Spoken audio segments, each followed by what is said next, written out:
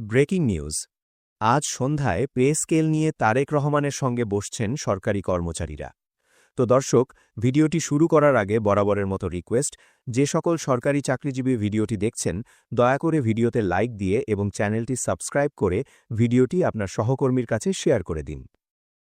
আজ ৬ জানুয়ারি সরকারি চাকরিজীবীদের পে স্কেল আন্দোলনে যোগ হল আরেকটি গুরুত্বপূর্ণ অধ্যায়। বৈষম্যমুক্ত নবম জাতীয় পে স্কেল বাস্তবায়নের দাবিতে আজ সন্ধ্যায় বিএনপির ভারপ্রাপ্ত চেয়ারম্যান তারেক রহমানের সঙ্গে মতবিনিময়ে বসতে যাচ্ছেন সরকারি কর্মচারীদের একটি প্রতিনিধি দল। রাজনৈতিক ও প্রশাসনিক অঙ্গনে এই বৈঠককে অত্যন্ত তাৎপর্যপূর্ণ হিসেবে দেখা হচ্ছে, কারণ দীর্ঘদিন ধরে চলমান পে স্কেল সংকট নিরসনে এটি একটি নতুন মোড় আনতে পারে বলে মনে করছেন সংশ্লিষ্টরা। কিভাবে এই বৈঠকের উদ্যোগ? সরকারি চাকরিজীবীদের বিভিন্ন সংগঠনের সমন্বয়ে গঠিত বাংলাদেশ সরকারি কর্মচারী দাবি আদায় ঐক্য পরিষদ বৈষম্যমুক্ত নবম পে স্কেল বাস্তবায়নের বিষয়ে মতবিনিময়ের জন্য বিএনপির ভারপ্রাপ্ত চেয়ারম্যান তারেক রহমানের সাক্ষাৎ চেয়ে আবেদন করে। সোমবার ৫ জানুয়ারি বাংলাদেশ সরকারি গাড়ি চালক সমিতির আহ্বায়ক ইসহাক কবিরের নেতৃত্বে ৮-১০ জনের একটি প্রতিনিধি দল সিএসএফের কাছে আনুষ্ঠানিকভাবে এই আবেদন জমা দেন।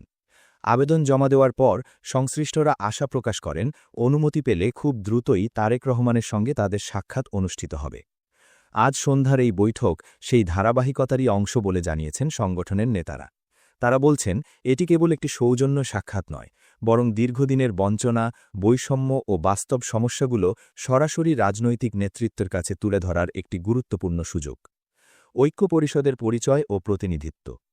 আবেদনে উল্লেখ করা হয়েছে, বাংলাদেশ সরকারি কর্মচারী দাবি আদায় ঐক্য পরিষদ সচিবালয়ের বাইরে দফতর, অধিদপ্তর ও স্বায়ত্তশাসিত প্রতিষ্ঠানের সব কর্মচারী সংগঠনের সমন্বয়ে গঠিত একটি বৃহৎ জোট। এই জোটের সঙ্গে শিক্ষক কর্মচারী সহ প্রায় ২২ লাখ সরকারি কর্মচারী প্রত্যক্ষ বা পরোক্ষভাবে সম্পৃক্ত। তাদের দাবি, প্রজাতন্ত্রের কর্মচারীরাই সরকারের সব উন্নয়ন কাজ বাস্তবায়নের মূল শক্তি হলেও আমলাতান্ত্রিক জটিলতা ও নীতিগত বৈষম্যের কারণে তারা দীর্ঘদিন ধরে ন্যায্য প্রাপ্য থেকে বঞ্চিত হয়ে আসছেন। পটভূমি: কেন আবার পে স্কেল আন্দোলন? আবেদনে আরও বলা হয়েছে, ২০১৫ সালে প্রণীত বৈষম্যমূলক পে স্কেলের পর থেকেই এই সংগঠন বৈষম্য নিরসনের দাবিতে বিভিন্ন সময়ে নানা কর্মসূচি পালন করে আসছে। কিন্তু তৎকালীন সরকার দাবি পূরণ তো দূরের কথা, অনেক ক্ষেত্রে সংগঠনের আন্দোলন দমনে আইন-শৃঙ্খলা বাহিনী ব্যবহার করেছে বলেও অভিযোগ করা হয়েছে। ফলে কর্মচারীদের মধ্যে ক্ষোভ ও হতাশা ক্রমেই বেড়েছে। বর্তমান সময়ে বাজার মূল্যের লাগামহীন ঊর্ধ্বগতি, শিক্ষা ও স্বাস্থ্যসহ সেবা খাতের ব্যয় বৃদ্ধি এবং পরিবারের ভরণপোষণের ব্যয় বেড়ে যাওয়ায় বিশেষ করে ১১ থেকে ২০ গ্রেডভুক্ত কর্মচারীরা মানবেতর জীবনযাপন করছেন বলে দাবি করা হয়। এই বাস্তবতার প্রেক্ষিতেই তারা বৈষম্যমুক্ত নতুন পে স্কেলের দাবি আরও জোরালোভাবে তুলে ধরছেন। ৭ দফা দাবির সারসংক্ষেপ। তারেক রহমানের সঙ্গে আজকের বৈঠকে কর্মচারী প্রতিনিধিরা যে ৭ দফা দাবি তুলে ধরতে চান সেগুলো সংক্ষেপে হল: ১:৪-এ ১২ ধাপে সর্বনিম্ন ৩৫,০০০ টাকা ধরে বৈষম্যহীন নবম পে স্কেল বাস্তবায়ন। যাদের মূল বেতন শেষ ধাপে পৌঁছেছে তাদের বার্ষিক বেতন বৃদ্ধি নিয়মিত রাখা।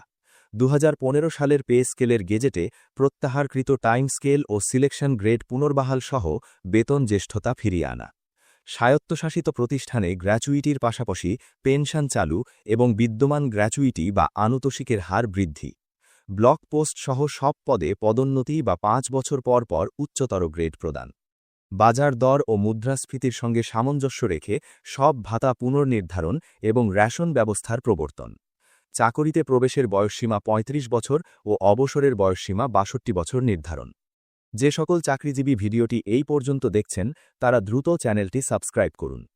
এছাড়াও উন্নয়ন প্রকল্প থেকে রাজস্ব খাতে স্থানান্তরিত পদধারীদের চাকরিকাল গণনা না করার বিষয়ে অর্থ মন্ত্রণালয়ে জারিকৃত আদেশ বাতিলের দাবিও তারা তুলতে চান। কেন তারেক রহমানের সঙ্গে বৈঠক গুরুত্বপূর্ণ?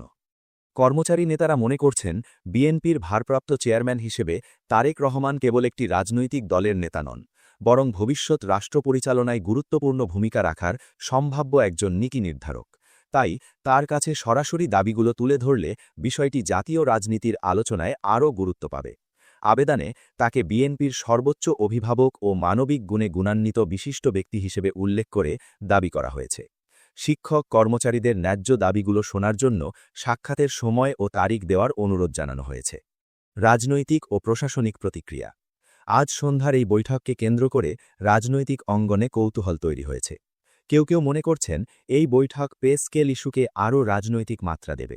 আবার অনেকে বলছেন দীর্ঘদিন ধরে অবহেলিত কর্মচারীদের কণ্ঠস্বর শোনার জন্য রাজনৈতিক নেতৃত্বের সঙ্গে সংলাপ একটি ইতিবাচক উদ্যোগ। সব মিলিয়ে আজ সন্ধ্যায় তারেক রহমানের সঙ্গে সরকারি কর্মচারীদের এই বৈঠক পে স্কেল আন্দোলনের গতিপথ নির্ধারণে গুরুত্বপূর্ণ ভূমিকা রাখতে পারে। বৈঠক শেষে কী বার্তা আসে এবং এর প্রতিফলন সরকারি নীতি নির্ধারণে কতটা পড়ে সেদিকেই এখন সবার দৃষ্টি। এই ছিল আজকের আপডেট। নবম পে স্কেল নিয়ে আরও সর্বশেষ খবর পেতে অবশ্যই লাইক, কমেন্ট ও সাবস্ক্রাইব করে সাথে থাকুন।